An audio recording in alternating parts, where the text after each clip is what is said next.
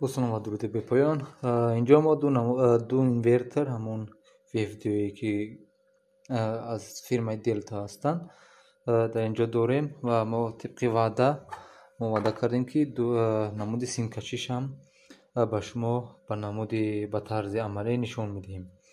یک تاش هم این یکم اینورتری ما که نام دارد MS300 که از فیرمای دلتا است.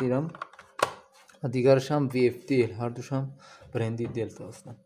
سرور مشخصاتی که از خود اینورتر است ما میبینیم شون.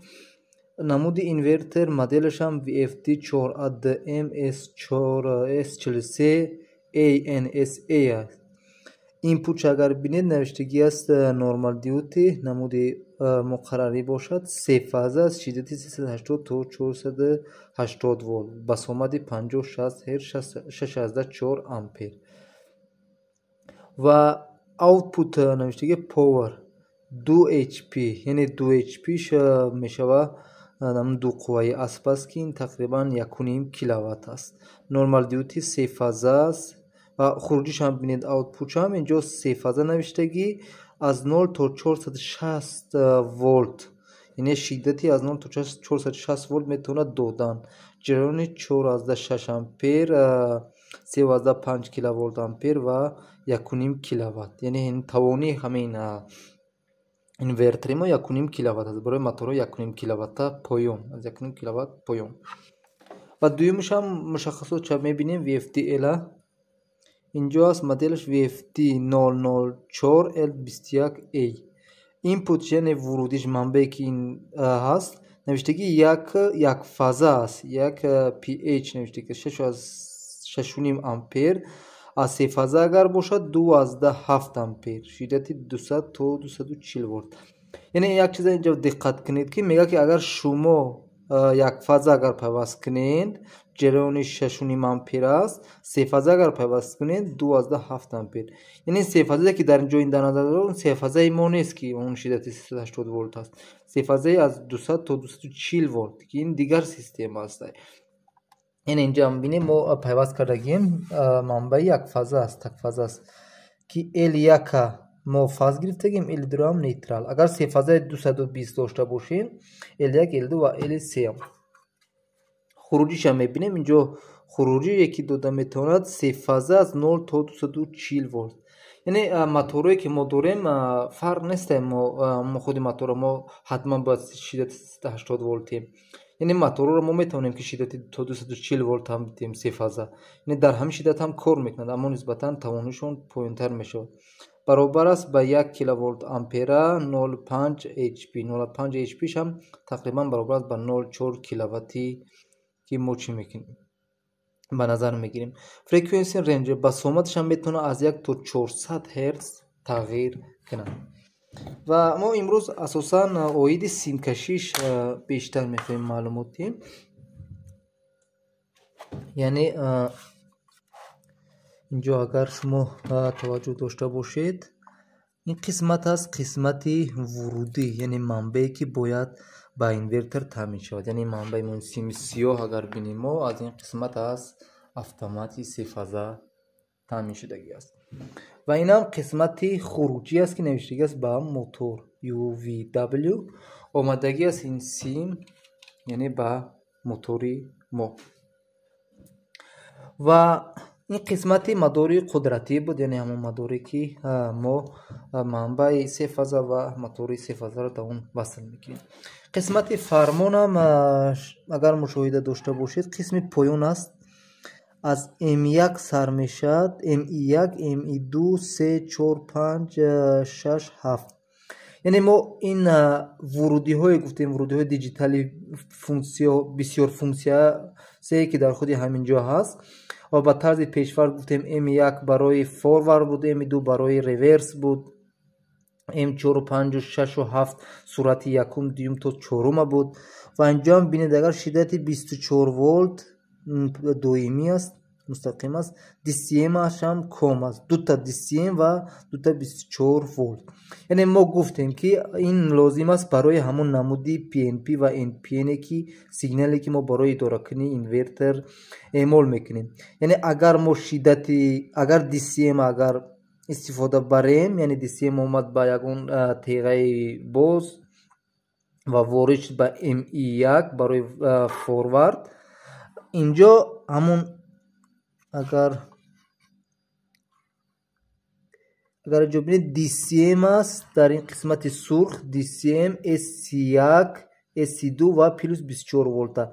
یعنی برای ما لازم است زمانی که ما DCM اگر در این پایان استفاده کنیم برای سیگنال، یعنی از 0 ولت اگر استفاده کنیم، قسمت بالا باید همون جامپری که هست پریمیچکی که هست پلس 24 ولت با SC1 SC2 پیوست کنیم، یعنی در این قسمت. و اگر زمانی که ما خواستیم که سیگنال 24 ولت برای راه اندازی اینورتر استفاده کردیم، قسمتی انا همون DCM داریم این سرخ با S1 و S2 وصل میکنیم که این میشوه نمودی PNP. اگر ما مثبت سیگنال مثبت استفاده کنیم میشه PNP و اگر سیگنال منفی استفاده کنیم NPN. باز در این قسمت بالا هم قسمتی که بین است پلس 10 ولت ACM AVE AVI ACI AFM MO1 MO1 MO2 این خروجی بسیار فونکسیایی که بود در بارش گفتیم.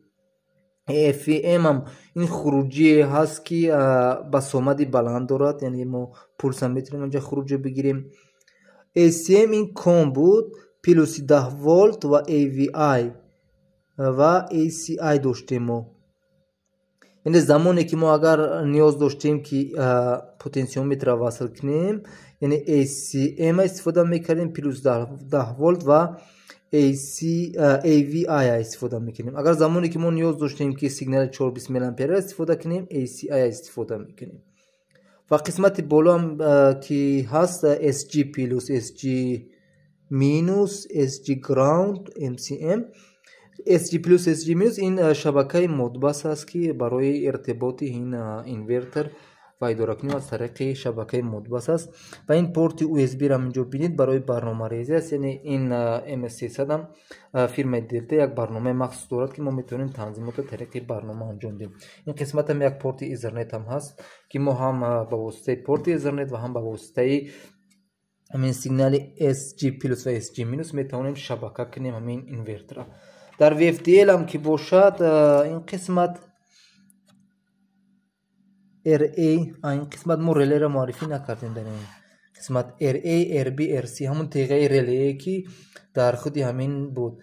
قسمت RC کم بود و RB با فکر من همون نقشه را اگر مشاهده داشته باشیم یا تیغه بسته و یا RB تیغه بسته بود، ممکن RA تیغه باز. این ریلیش بود. این ریلی هم بسیار فونکسیونال بود و ما میتونستیم داخل همین اینورتر اینا تنظیم کنیم که کدام وظیفه را اجرا کند.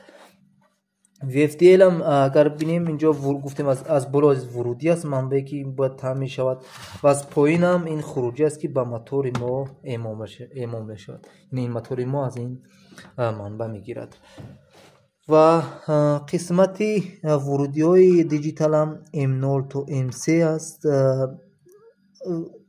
قسمتی ورودی های آنالوگی هم پلس 10 ولت AVI و این دوتا است. یعنی این از این قسمت ما میتونستیم از سرعت موتور اداره کنیم. و RA و RC هم این تیغه ریلی بود. اینجا بین شبکه RS485 شبکه مودبس است که این از کابل همون از همون RG45 که برای من تلفن های کهنه استفاده میشه از همون نمود است. این کابل ایترنت نیست و این RG45 است.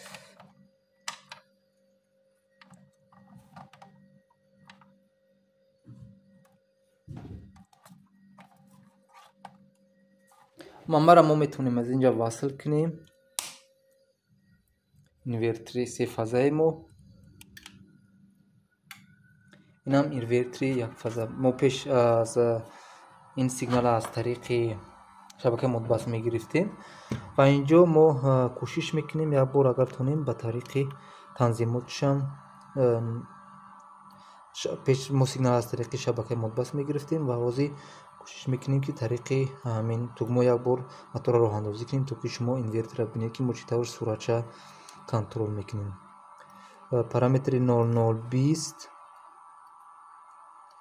ин рӯи як ин роҳандозӣ буд. Мо агар рӯи 0 мегузоштем аз тариқи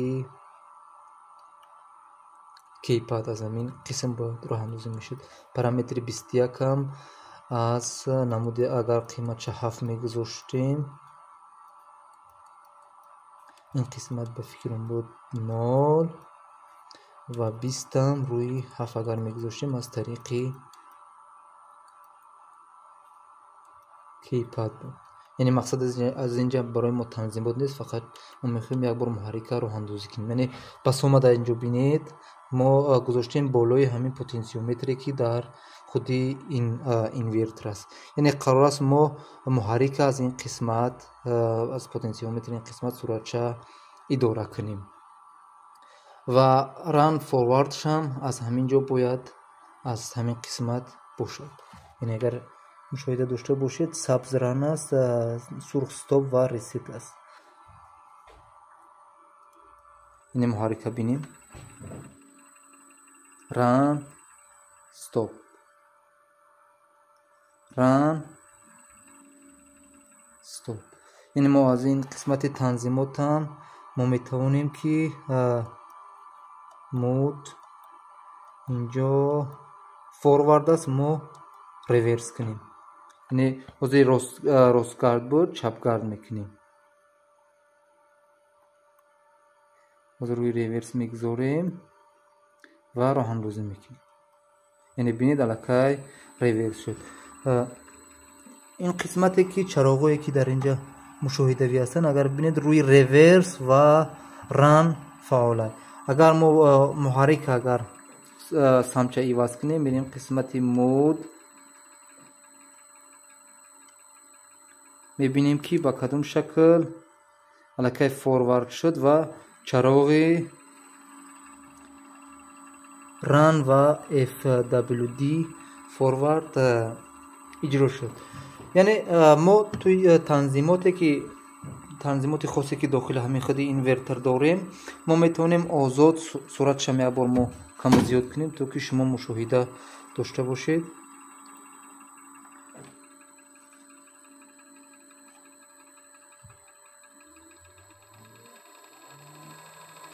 басомади 30 ҳерц, яъне мо набояд аз 50 ҳерц моторе ки мо инҷо дорем то басомади 50 ҳерца қаноат мекунад.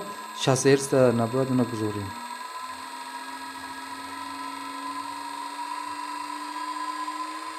аз 50 ам убур кардем. яъне бинед мо ба чӣ гуна суръати мотора мо ниҳоятан ором ором метавонем ки танзим кунем то 50 ҳерца ба ҳар басомаде ки як ҳерц монам ва шумо